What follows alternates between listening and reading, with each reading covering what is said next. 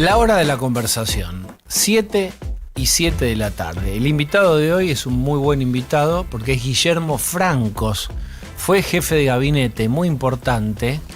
En su momento yo recuerdo que tuvo una tarea muy chiquitita y muy nimia, que era, hace algo con la interna entre Karina y Santiago. Andá a hacer, lo mandaron con una lata y un palito a la selva. Y ahí estuvo Guillermo Francos. Hizo un desarrollo muy respetado en general por su personalidad, con buena llegada política, pero después, bueno, la propia dinámica del funcionamiento del gobierno generó su recambio. Pero le estoy contando yo a Guillermo Francos lo que él mismo vivió, es insólito. ¿Cómo estás? Hola, ¿cómo estás? ¿Qué tal? ¿Fue así? Un gusto estar con ustedes. ¿Fue así? ¿Qué parte? Voy a adelantar la película. Esta ley de extranjerización o de poder venderle más hectáreas o tierras al 25% tope a extranjeros, ¿qué te parece a vos? La verdad, a mí no me parece mal que se permita a extranjeros hacer inversión en la Argentina. Y tampoco soy un perseguido de estas cosas. No creo que haya... Primero, no creo en la confabulación contra la Argentina. Me parece todo una cosa que se ha creado. No creo odio, que es una cosa totalmente irracional de la humanidad en contra de la Argentina. No somos tan importantes. De modo que pensar en que puede haber una especie de conspiración para adueñarse de la Argentina me parece que no tiene sentido. Yo no tengo esa idea. Obviamente tampoco creo que pueda ponerse todo a disposición de... Yo creo que la Argentina tiene que resguardar su territorio por una cuestión, a lo mejor soberanía es un poco exagerado decir, pero de seguridad nacional. Pero no me parece pasar de 15 a 25, me parece que no tiene demasiada significación, pues eso significa inversión, ¿no? Si alguien viene a comprar tierras, no solamente porque invierte en comprar las tierras a quien las tenga, a quien sea propietario, sino porque después hará algún desarrollo, ¿no? Así que no, a mí no, son temas que no me preocupan demasiado. Creo que a veces somos exageradamente prejuiciosos sobre esos temas, ¿no?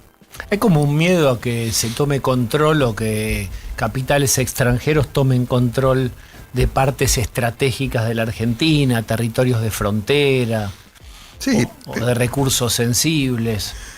Yo creo que si hay una característica que tenemos los argentinos es que somos muy pasionales en todos, ¿no?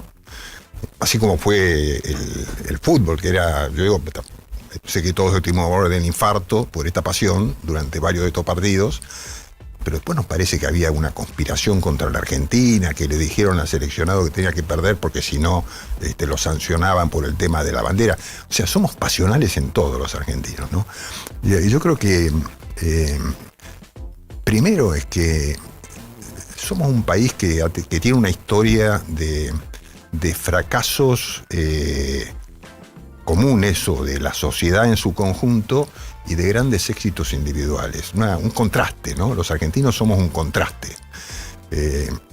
Como habrá otros países que también los tienen, ¿no?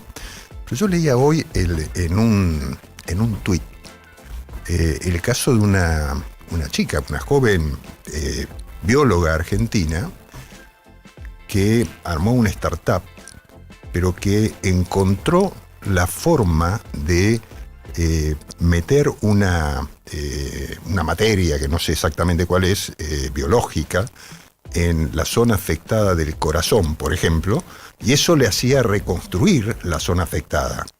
No me acuerdo ahora el nombre de la chica, pero me pareció una cosa extraordinaria, ¿no? Sé que los argentinos seamos capaces de dar esa inteligencia a la ciencia, al mundo, ¿no? Como ha habido tantos casos en la historia, pero que ahora se conocen mucho más próximos y que tengamos esa capacidad de generar startups impresionantes que se convierten después siendo un país que tiene esta dificultad para trabajar en conjunto, ¿no?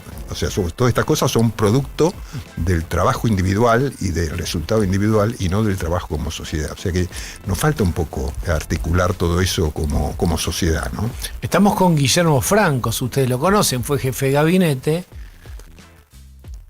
Victoria Villarroel acaba de habilitar a Anabel Fernández Sagasti a votar. Ella no va a poder estar presencial en la sesión justamente de esta ley de tierras donde se discute este tema que te preguntaba.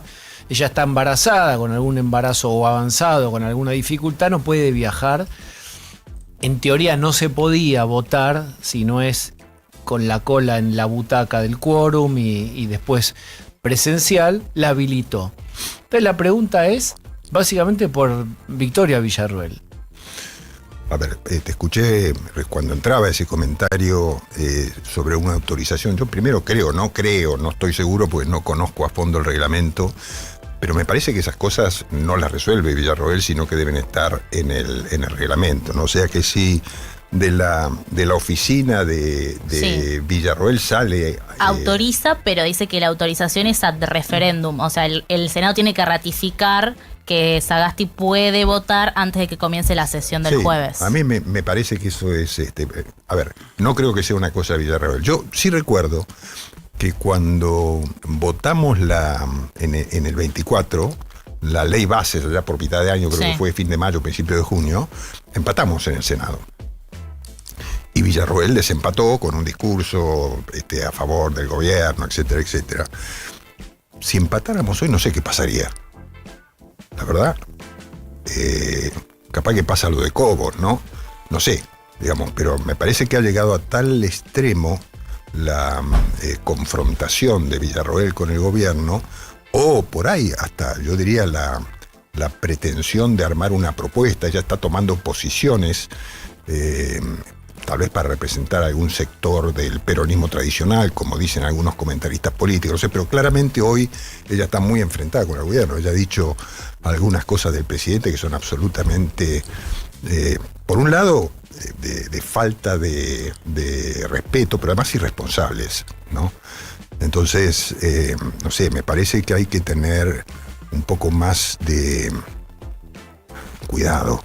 Santilli dijo que dé un paso al costado. Diego Santilli, que ocupa el rol que vos ocupaste, directamente dijo, y esto fue una novedad política, que dé un paso al costado. ¿Qué pensás vos? No, a ver, yo ¿tiene que dar un paso al costado? No, yo ¿qué interpreto? Sí.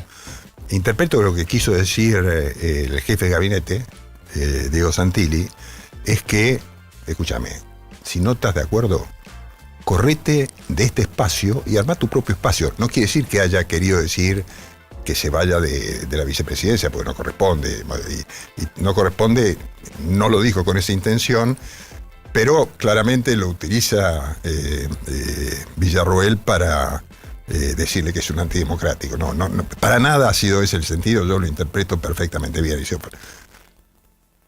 No voy a decir flaca porque es la vicepresidenta. Mira, escuchame una cosa, Victoria, si vos no estás de acuerdo con lo que propone el gobierno de La Libertad Avanza, correte este espacio y arma el tuyo propio. Eso es lo que quiso decir, ¿no? ¿Y qué decís vos? Si estuvieras en el cargo, ¿qué le dirías? Lo mismo. Yo creo que claramente el líder de este espacio ha sido desde el origen, Javier Milei. Victoria Villarroel fue la compañera de fórmula, en todo caso, fue su compañera en la Cámara de Diputados, pero de ninguna manera, yo creo que a Victoria Villarroel no la conocía nadie cuando ella empezó siendo candidata a diputada nacional, ¿no? Y muy poco cuando era candidata a vicepresidente. No es por hablar más de ella, sino porque digo, hay que tener un poco de dimensión de quién era quién cuando se planteó la fórmula del presidente Milei y Victoria Villarroel, ¿no? Entonces, yo creo que ella estará buscando, sabiendo que ya no tiene lugar en el espacio de La Libertad Avanza, estará buscando cómo continúa su carrera política, porque claramente tiene intención de continuar su carrera, ¿no? Pero ahora, bueno, allá ella. Perdóname, Guillermo, pero ¿no hay también ahí una lectura para hacer respecto de cuando comenzó a fermentar esta interna? En su momento en redes, y yo cito las redes porque es un lugar en el que este oficialismo le da mucha importancia, había algunas quejas de decir, bueno, yo por ejemplo, de votantes que decían, yo a la hermana no la voté, y a Villarroel lo voté, cuando empezaron a ver, había todo un sector como que se subió a defender a Villarroel, y hay algo ahí de lo democrático, que ella sumó también una parte de un electorado. Pero creo que son posiciones distintas, ¿no?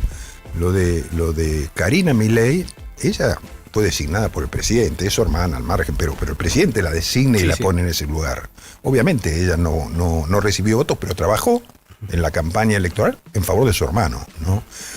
En el trabajo que hace Karina, que Karina no es una persona de exposición pública permanente, ¿no?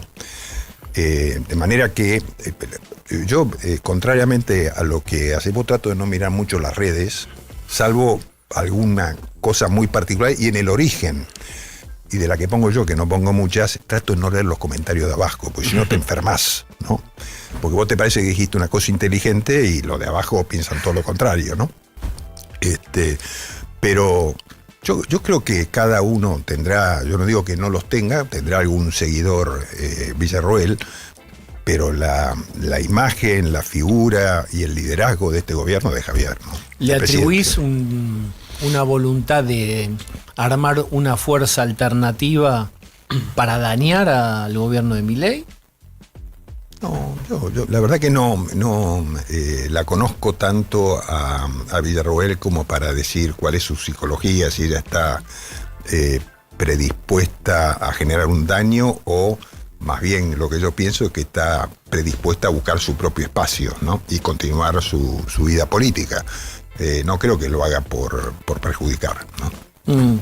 El gobierno, finalmente, para terminar con Villarroel, ¿debió o pudo haber intentado tenerla más contenida, no haberse distanciado tan tempranamente, para tener un aliado? En definitiva, fíjate lo que dijiste vos hace 5 minutos. Dijiste, yo si hoy hay un empate, no sé para dónde va a patear el penal Villarroel. Es decir, hay un trabajo que faltó del gobierno de tenerla más o menos contenida.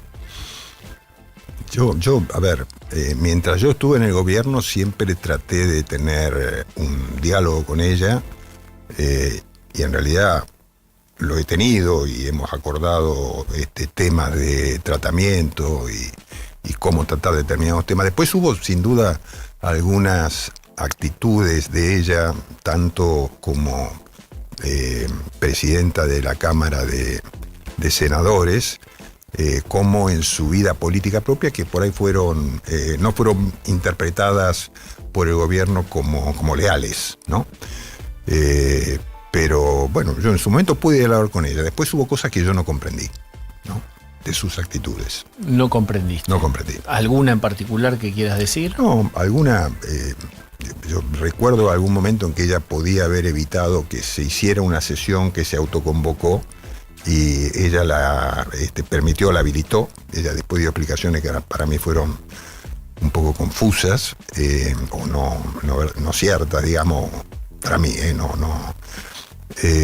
y se hizo la sesión, digamos, igual, pero no me acuerdo para el tratamiento de qué ley era una de estas, creo que era una de las insistencias. Tendría que haber sido más firme en tratar de impedir alguna sesión, decís vos. Yo creo que tenía que haber sido más firme en apoyar al gobierno en un momento que el gobierno la estaba pasando mal, que fue en esos 3 meses antes de la elección de octubre, donde la oposición nos sacudía, nos estaba dejando pegando y pegando y pegando con leyes que impactaban en el Milei presupuesto, habló ¿no? de que intentaron un golpe de Estado. ¿Vos lo pensás así también? Bueno, yo pienso que en ese momento hicieron... Esto es antes de antes de septiembre, Antes de la septiembre, en antes de realidad. la votación de la provincia de Buenos Aires, que fue dramática para el gobierno. Sí, Esas leyes que el gobierno decía rompen el equilibrio fiscal. exactamente. Pero querían leyes que, No, esos fueron hechos con toda la intención de perjudicar al gobierno, ni duda, o sea... pero de voltear al gobierno Bueno, o de perjudicar al gobierno. a ver, yo te digo lo siguiente, Diego. Sobre todo a vos, que sos un analista de la mente de las personas. El impacto que sufrió la política argentina con la elección de Milei fue enorme. Yo creo que la política se quedó groggy, o sea, sin poder de reacción. Por eso nosotros pudimos manejarnos en una minoría tan impresionante en el Congreso. Yo siempre digo, a ver, 36 diputados sobre 257, 6 senadores sobre 72. ¿Cómo haces para manejarte? Digamos, porque la oposición estaba groggy, no sabía qué hacer, cómo enfrentar este fenómeno. Como un tipo que insultaba, que se paraba, que le dio la espalda en la Plaza de Mayo, que le dijo de todo, que la casta, que yo. La casta era lo mínimo, digamos. Entonces, digamos, ese fue un momento que nos permitió a nosotros gobernar. Después, en ese momento que vos planteás, que fueron esos 2 o 3 meses, ellos dijeron, bueno, acá está la posibilidad de dar vuelta a esto, de plantarnos otra vez. Entonces vino la elección de septiembre y dijeron, ya, pum, listo, los liquidamos. Y después vino octubre. Y octubre fue maravilloso, porque fue la reacción de la gente. No sé, que yo dije en un programa, no me acuerdo cuál fue, vamos a ganar octubre con el 42% de los votos. Y ganamos. ¿Pero por qué dije eso? Porque yo entendía que, por supuesto que la elección de septiembre fue un golpe, pero era la provincia de Buenos Aires. Se votaba con el sistema tradicional, se votaba con las estructuras de los municipios, que eran todas peronistas, se votaba con el famoso tema de las distintas matufias que se hacían con el voto. Bueno, íbamos a perder. Algunos pensaban que estábamos más o menos parejos, otros pensaban que íbamos a perder la elección. Nunca pensábamos que ganábamos la elección provincial, que no nos iba a ir tan mal. Después nos ganaron por muchos puntos, pero la elección de octubre fue una elección que cambió todo el sistema electoral en la Argentina. ¿Por qué? Por la boleta única papel. O sea, no pudo haber matufias electorales. Nosotros sabíamos el resultado de la elección a la hora y media que cerraron los comicios. Ya la gente de Indra, que es la empresa que hacía toda la... ¿Cómo se llama? El conteo. Sí, el conteo de los votos, digamos. Ya sabíamos el resultado solamente con el análisis de, creo que era el 6-7% de las mesas. No había equívoco, hasta sabíamos que ganamos la provincia de Buenos Aires. Entonces yo digo, en octubre el pueblo dijo, no quiero volver al pasado. Sé que la estoy pasando mal, pero no quiero volver al riesgo de lo que pasó en la provincia de Buenos Aires, que me gane el kirchnerismo, y volver a todo lo que pasó con anterioridad. Entonces yo digo, el pueblo argentino sabe, y el pueblo argentino nos da lecciones a los políticos, ¿no? Mirá esta lección. Según encuestas, hace X tiempo, por ahí a principio de año, el gobierno ganaba caminando en primera vuelta. Después estaba mucho más justo. Pasó Adorni, pasó el deterioro de la microeconomía y del poder adquisitivo, y ahora hay un escenario más incierto, mucho más justo, más justito. ¿Hay algo que debería modificar el gobierno en función de esta pérdida de apoyo, que no la capitaliza el peronismo ni el kirchnerismo, pero que lo coloca en una moneda en el aire, que es un balotaje? Vos sabés que un balotaje es tirar para arriba un cuchillo y ver si lo agarrás por el mango o por la hoja. No sabés cómo te va a caer el cuchillo, un balotaje. Por ejemplo, las puteadas de Milei suman a toda esa zona de votantes de centro, Lula, ladrón, esto, lo otro. ¿Debería modificar eso, Milei? Vos me vas a decir, es la personalidad, etcétera. Eso ya te lo dije antes, ¿no? Lo decís, pero ¿hay algo ahí para atraer al electorado del centro que está un poco confuso? Mira, primero que nada, yo estoy convencido que Milei gana la elección del año próximo. Un poco por lo que te planteaba recién. Yo te voy a decir una cosa, mira, que no sé si lo conté alguna vez. En la campaña del 23, después del debate Massa-Milei en la Universidad de Buenos Aires, yo, como muchos, me quedé mal. Pensé que habíamos perdido el debate. Y era crucial en ese momento. Un debate, veníamos de una primera vuelta en la que Massa había sacado, nos había ganado, ¿no? Entonces, me acuerdo que fuimos a cenar y se me acerca Santiago Caputo y me dice, te veo caído. Y le digo, sí, me parece que no fue mal en el debate. No te preocupes, no nos fue mal en el debate, me dijo Santiago. Que claro, tiene la percepción de un analista de la opinión pública, ¿no? Entonces yo estaba solo en Buenos Aires porque mi mujer estaba todavía en Washington. Yo había venido para hacer la campaña, ya había renunciado al banco.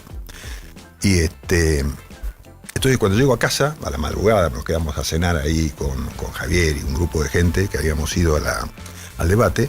Llego a mi casa y me pongo a ver las redes, como dice, ¿no? Ajá. Y en las redes empiezo a ver que las reacciones de la gente que se pone en las redes eran todas a favor de Milei y en contra de Massa. Massa había dado soberbio, había dado político, había dado casta. ¿Sí?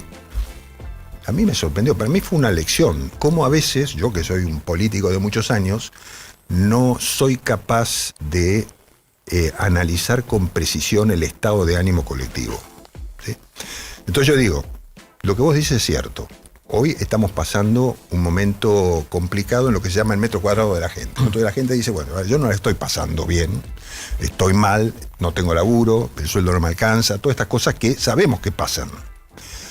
Pero cuando llega el momento de tomar una decisión, la gente analiza lo que puede venir, analiza por expectativas al futuro, analiza cómo nos ve el mundo hoy, cómo estamos mucho más integrados, cómo no somos este país segregado que habíamos sido junto con otros países filo-izquierdistas o marxistas o como quiera llamárselos, sino que estamos mucho más integrados, que hemos generado una confianza mayor, hemos generado una apertura, hemos generado la posibilidad de inversiones que no se van a ver de inmediato, pero que van a venir. Oíme, hemos tenido superávit gemelos, hemos tenido superávit comercial, han ingresado muchos dólares por...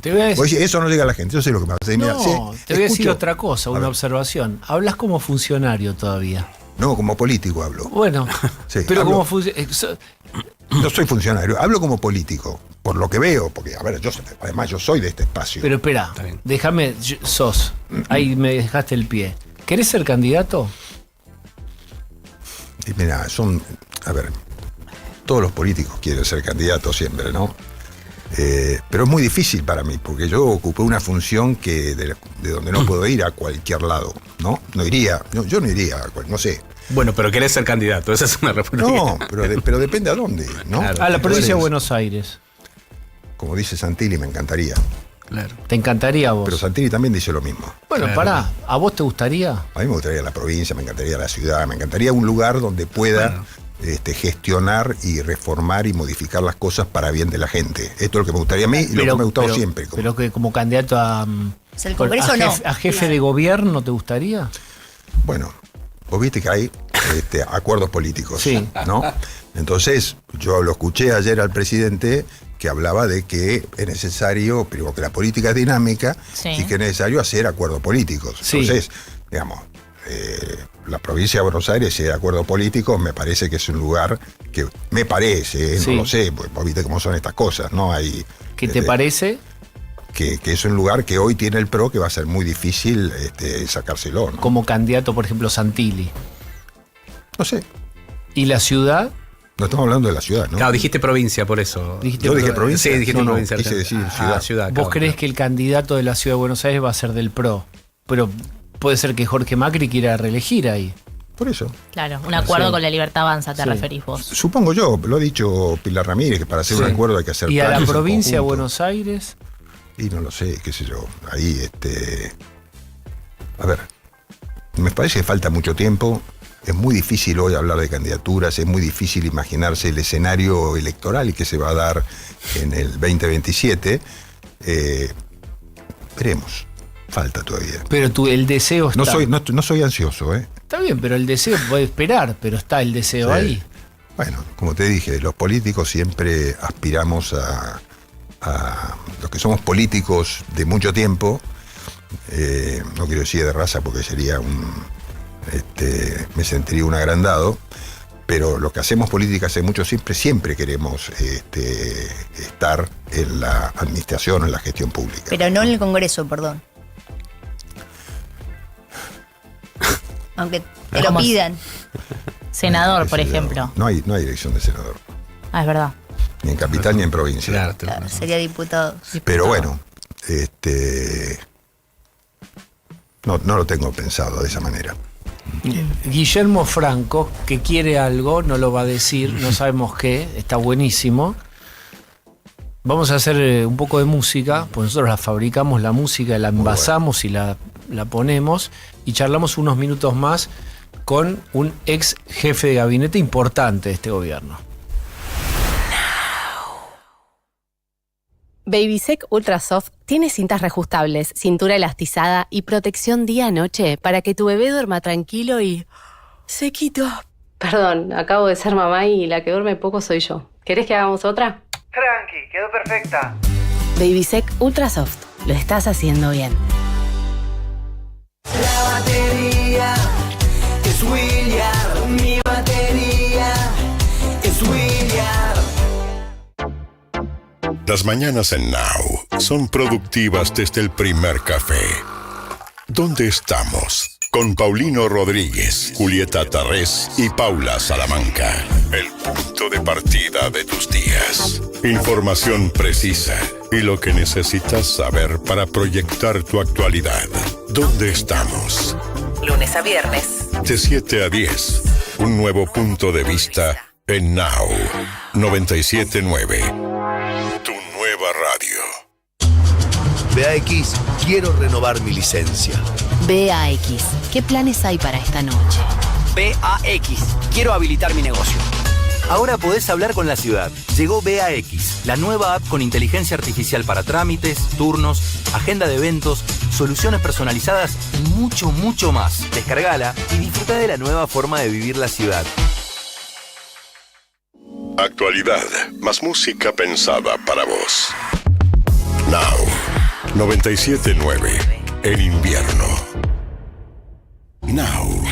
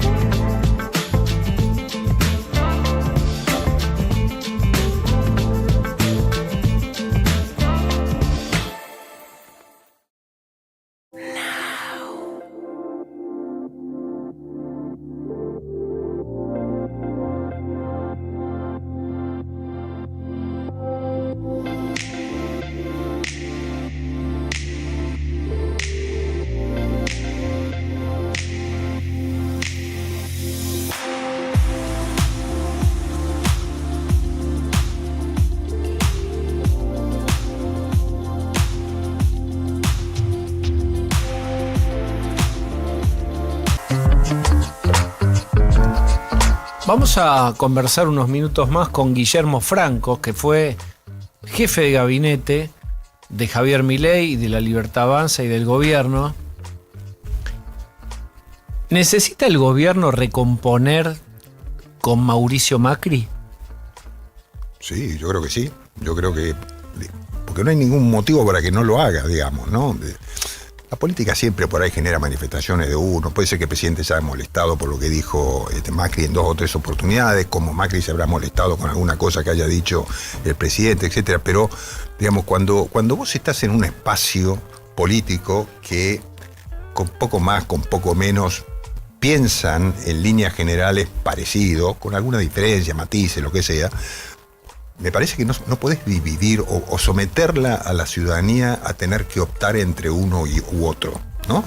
Porque vos, votante, cuando tenés 2 tipos que están en un espacio parecido y tenés que decidir, che, voto a este, por ahí estás beneficiando a un tercero.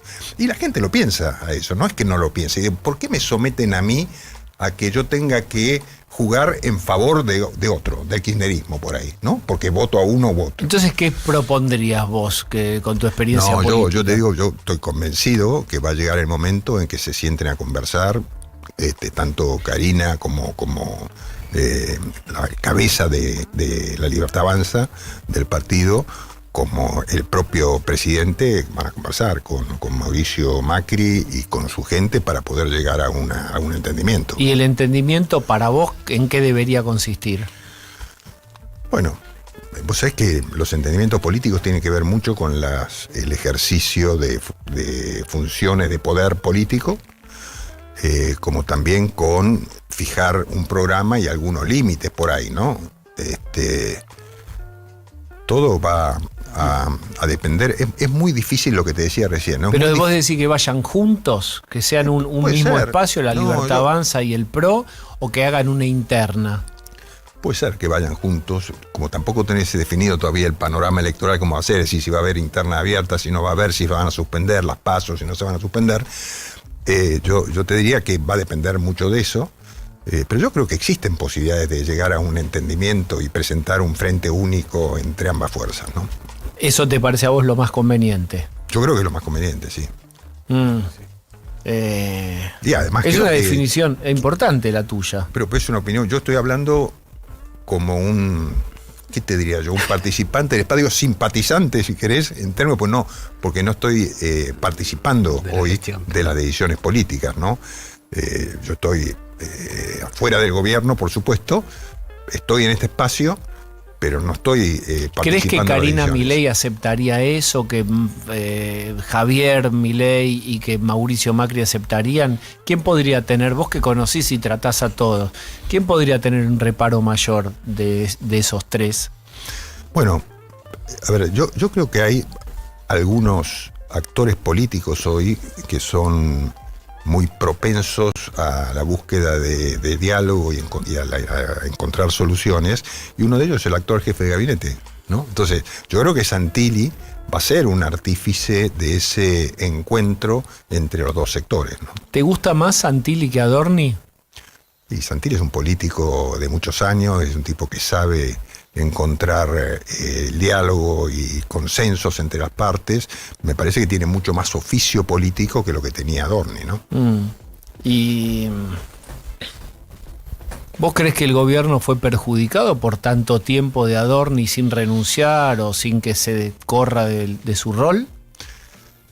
Bueno, no te voy a decir eso, es casi una obviedad eso, ¿no? Que no le hizo bien al gobierno esos 4 meses fueron, no sé cuánto tiempo fue el que pasó desde el famoso viaje hasta que empezó todo el tema Adorni, ¿no? Yo creo que eso sin duda ha generado un perjuicio en ese momento al gobierno, pero digamos, como esa etapa ya terminó, yo creo que ahora viene la etapa en que se analicen los resultados de gobierno o las expectativas con el futuro del gobierno.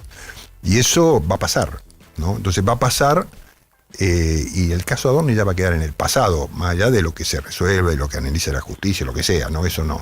Pero en ese momento le hizo un daño, pero esa etapa ya pasó, terminó y ahora estamos en otra etapa, ¿no? El ministro de Economía, Luis Caputo, suele decir que está convencido que el presidente va a reelegir. ¿Vos estás ¿crees lo mismo? Sí, lo dije recién. Yo creo que va a reelegir. No tengo. ¿Tiene una duda? No, yo no tengo dudas hoy.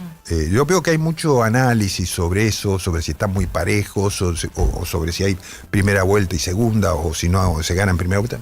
Yo digo, para mí va a ser reelegido porque, digamos, hace mucho tiempo que la Argentina no tiene un periodo de estabilidad macroeconómica tan importante como es este. Yo diría, digamos, hubo un periodo, si querés, en la gestión Menem-Cavallo, pero este me parece que es realmente son resultados macroeconómicos impresionantes que volvieron a generar confianza en la Argentina, no en los argentinos solamente, sino fuera del país hacia la Argentina. O sea, el gobierno de Milei nos ubicó en el mundo, en el mapa mundial. Todos pueden decir, mira, yo siempre dije, cuanto más salga el presidente de la Argentina, mejor es. Porque Milei se convirtió en poco tiempo en una especie de rockstar de la política que todo el mundo quería conocer. A mí me tocó, yo no tuve varios viajes con el presidente, solamente tuve 2 a Italia para verlo al Papa y después por el fallecimiento del Papa.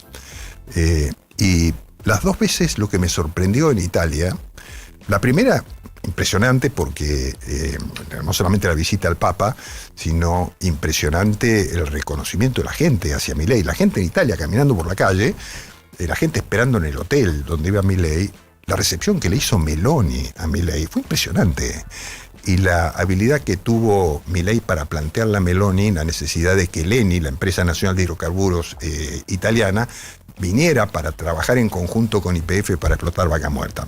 Detalle no menor. Y la segunda vez también lo mismo. Entonces, y después uno veía que cada vez que salía el presidente tenía un reconocimiento.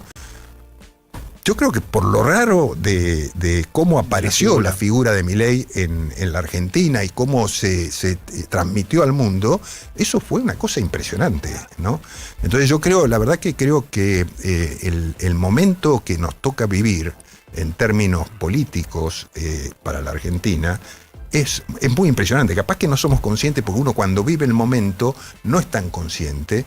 Yo me acuerdo cuando el proceso que llevó a Alfonsín a la presidencia, que yo lo viví mucho, aunque no estaba en el radicalismo, pero me impresionaba, y vivimos un momento histórico en el país, ¿no? Que era salir de la dictadura militar y que todos los argentinos estuviéramos tan conscientes del valor de la democracia. Eso fue muy impresionante. Bueno, ahora todos los argentinos estamos conscientes del valor de la moneda, del valor del equilibrio fiscal, y todos sabemos que eso es importante. Yo veo que esto se ha convertido en una especie de mantra, ¿no? Equilibrio fiscal. No, todos los partidos ahora creen que el equilibrio fiscal es algo que... ¿Estás seguro que todos los partidos? Quintela, bueno, Ricardo Quintela acaba de decir que, todos los partidos serios, que les avisa a los inversores que si ellos ganan, van a revisar todo y van a estatizar lo que haya que estatizar. Yo te digo una cosa. Sí. Yo le tengo afecto a Quintela porque lo he tratado. Un tipo bonachón, simpático. Ahora, lo que piensa Quintela es de 3, 4 siglos atrás. No tiene nada que ver con la Argentina, con el mundo. Nada, no se puede tomar en serio su comentario. Ese pensamiento en la Argentina no vuelve. La gente se cansó de eso. La gente mira. O sea, nosotros tenemos que tener conciencia de que hay una madurez diferente en el pueblo argentino porque llegó a tocar fondo. En el año 2023 el argentino sentía que estaba tocando fondo. Teníamos una inflación, asumimos el gobierno con un 1%, más del 1% diario de inflación. Digamos, eso es difícil. Es cierto que vivimos hiperinflaciones, pero las hiperinflaciones que vivimos eran consecuencias de procesos económicos históricos. Pero lo que vivíamos en ese momento no había cómo controlarla. Es así. ¿No? Colo, casi última. ¿Crees que la interna del gobierno es la pata floja del oficialismo que debería resolverse para que no haya daños futuros? ¿O crees que así está bien, que es el orden que se dio y ya está? A ver, yo digo, las internas siempre van a existir. Bien. En porque existen en la política, por supuesto, tal vez con más visibilidad, pero existen en cualquier orden de la vida, existen en las empresas, en las asociaciones, en los clubes. Mirá River, el lío que tiene hoy, después de 5 derrotas, yo soy de River, está claro, 5 derrotas consecutivas y ya están pensando en echarlo al presidente, en echarlo al director técnico. Estas cosas pasan siempre. ¿Y sentís que quizás vos fuiste, cuando eras jefe de gabinete o ministro del Interior, una especie de mediador entre las dos partes, entre la que respondía Karina Milei y a Santiago Caputo? Bueno, aparte, yo no creo que haya sido un mediador. Siempre he tratado de ser un componedor de situaciones conflictivas, en todo caso, pero no mediaba. Yo no es que iba a decir, no, digamos, lo que trataba es que el gobierno tuviera frente a la opinión pública la imagen de un gobierno que podía tener diferencias internas, pero que actuaba en consecuencia de lo que decía el presidente de la República, que es el líder de toda la organización. Entonces, no, yo no me considero haber sido un mediador. En todo caso, sí, era alguien que interpretaba el mandato del presidente, ¿no? ¿Era fácil intentar componer? ¿Y cuál era la pelea de fondo, finalmente, para cerrar esta conversación? Porque yo recuerdo muy bien que en un momento se dijo el triángulo de hierro, ahora va a entrar al triángulo Guillermo Franco para tratar de un poco de acomodar ese triángulo que tenía una tensión tremenda, y te metieron a vos en un lugar re difícil. ¿Cuál es sí. Eso fue un dicho del presidente. O sea, todas esas cosas son creaciones, porque si hay algo que reconocerle, aparte de los resultados económicos, es la creatividad que tiene Milei para generar imágenes, ¿no? Él ahí lo que generó, cuando dijo en el primer acto, cuando ganamos las elecciones, y que los presentó a Santiago Caputo como el responsable y a su hermana, digo, este es el triángulo de hierro, que dice, ¿cuánto?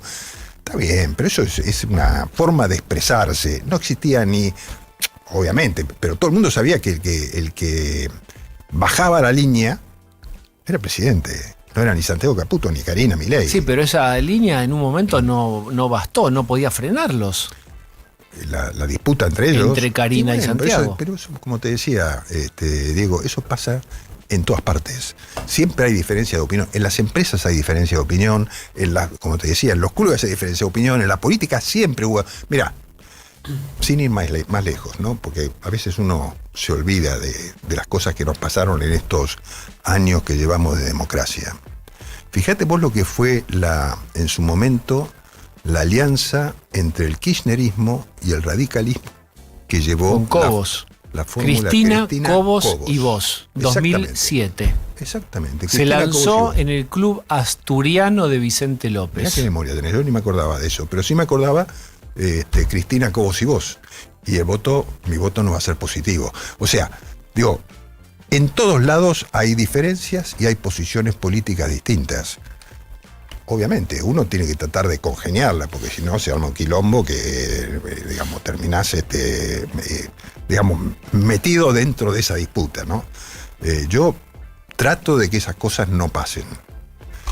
Y que si pasan, como en las familias, se laven en casa, ¿no? Pero bueno, a veces no es posible, qué sé yo, a veces se salen un poquito de escuadra, digamos, por decirlo así, ¿no? Pero yo creo que eso no es un tema que no va a pasar a mayores. Habrá disputas por espacios,